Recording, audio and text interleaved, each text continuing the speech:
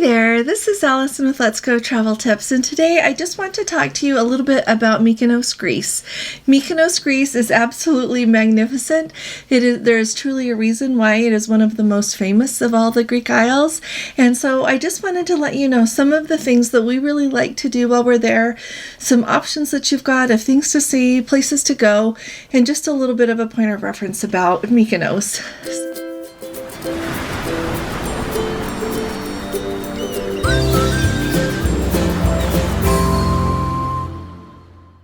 So first of all, in our video, I showed that when you get there and you dock at the cruise port, first of all, there's a lot of ships that just anchor there and people tender in. On the day that we got there, on our itinerary, I believe it said that we were supposed to just be at anchor and tender in, but luckily we were able to dock because I think it's so much easier. And the way they do it, though, is several years ago they built a big pier there for cruise ships to dock at. But when we went, like when my daughter and I went, I've been to Mykonos 4 times, and whenever I had gone before, they had always had a bus that would take you from like right there by the cruise ship area, just a shuttle, and then it would take you down to really where the main part of town is. And it's not a really long drive. You can see it, in fact. It's not hard to see, but they just didn't want people walking along a really busy road that doesn't have a good sidewalk the whole way. And so now, though, they have what they call a sea bus, and you get off the ship and you just go there, and I think it's €2, I want to say, to be able to take that sea bus, and it literally just drives you pretty much across the harbor area to the main part of town. And then when you're ready to come back, you pay, I think it's €2, and you come back again, and they bring you right there to, and it's really close, like right there is where the ship is docked. So just to make you aware if you're doing that on your own. Now, when we got to Mykonos, we were doing the excursion to Delos, and I've been to Delos probably 4 times now too, because every time I go, I just have to go. And so let me tell you a little bit about Delos super fast here so that you know what it is and maybe why you want to go take a look. So it's spelled Delos, and I've heard the Greek tour guides that we have had there, I've heard them say Delos, and more often I've heard them say Delos, so I've just kind of adopted that pronunciation, but I don't think that there's probably a right or a wrong, because they really, every time that we have been, we have had excellent tour guides, very well educated, more like your professor kind of people, to tell you everything about what you're seeing there, as well as provide great insight on it. So the only thing that I would want you to know is that you do board a ferry and you go across to Delos. It's, I would say, maybe like a half an hour ride. The water is this extraordinary color. It's beautiful. Fortunately, every time that I have been there, and I have been there in, let's see, the beginning of June, and then in July, and in September and October, and every time it has just been beautiful, beautiful weather. Sunshine, blue skies, it's extraordinary. So anyway, so this last time though, the seas were very rough going over and even rougher coming back. Gordon did take a little bit of video into showing that a little bit, and so just to be aware of that, it's a smaller boat, it's a ferry, but they have lots of seating. It works out great. So when you think about going to Delos, the reason that it is so cool is that it's an ongoing archaeological site. People first started excavating there in 1872, and it is still ongoing. And Mykonos there is just right at the center of the Cyclades or the Cyclades Islands, and I don't know the pronunciation. I've also heard that 2 ways, but it's right there at the center, and it is Delos there, they are unearthing all of these artifacts, beautiful sculptures, and so they have a little archaeological museum right there on Delos. It's called the Archaeology Museum of Delos, and then also there are a lot of the artifacts found there that are also in the main archaeological museum there in Athens.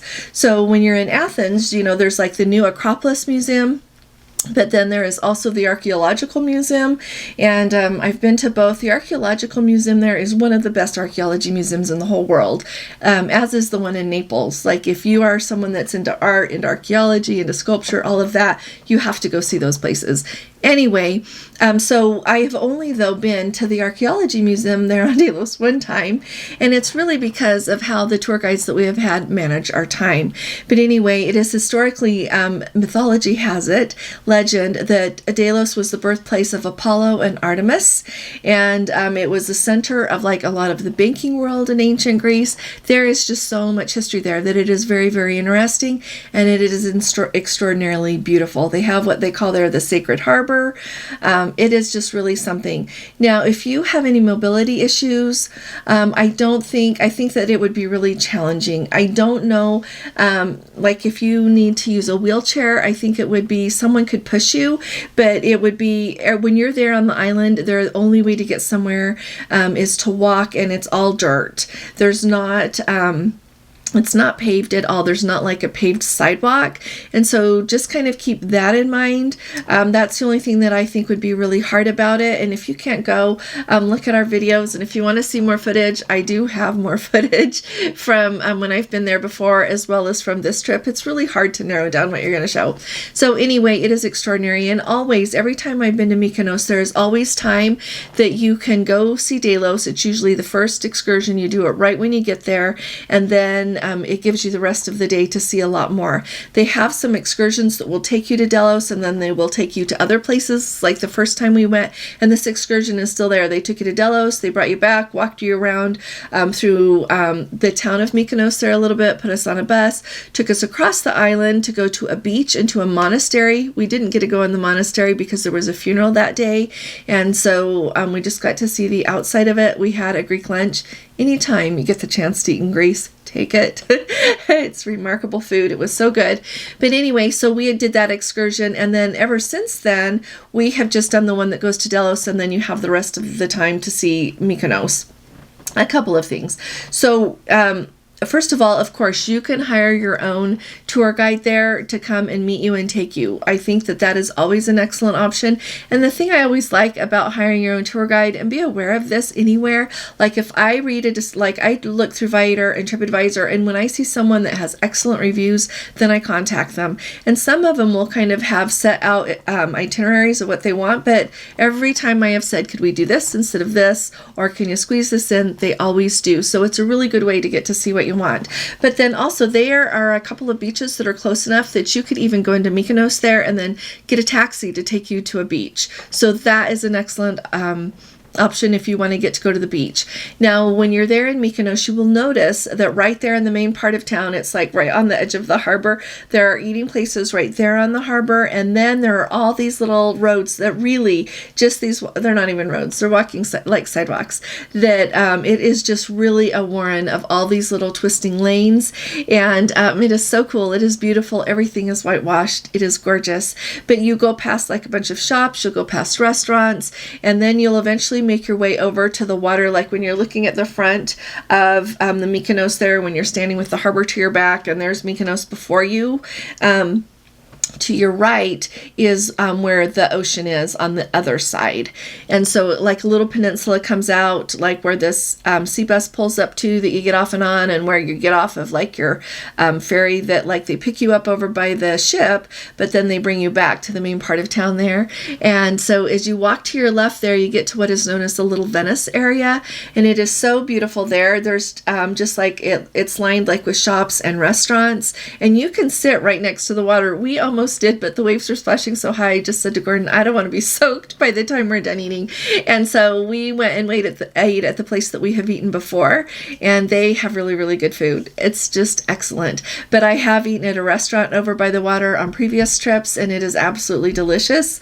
I have never had anything bad to eat there for what it's worth. And as you walk along there, you know, there's kind of places that have a little bit more of like a bar or cantina vibe, that kind of thing, and there's some that are a little bit more of a restaurant vibe, and some that are a little bit combined.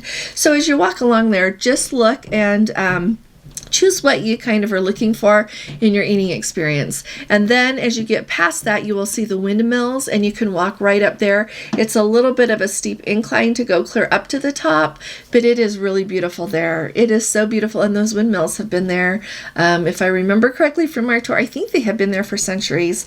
So it's really cool to see. So some of my favorite things to do in Mykonos is I love to walk around. I always have to eat there, always have like I said, you can't go to Greece and not eat. There are some places, like when I go to Norway on a cruise ship, I don't need to eat off of the ship.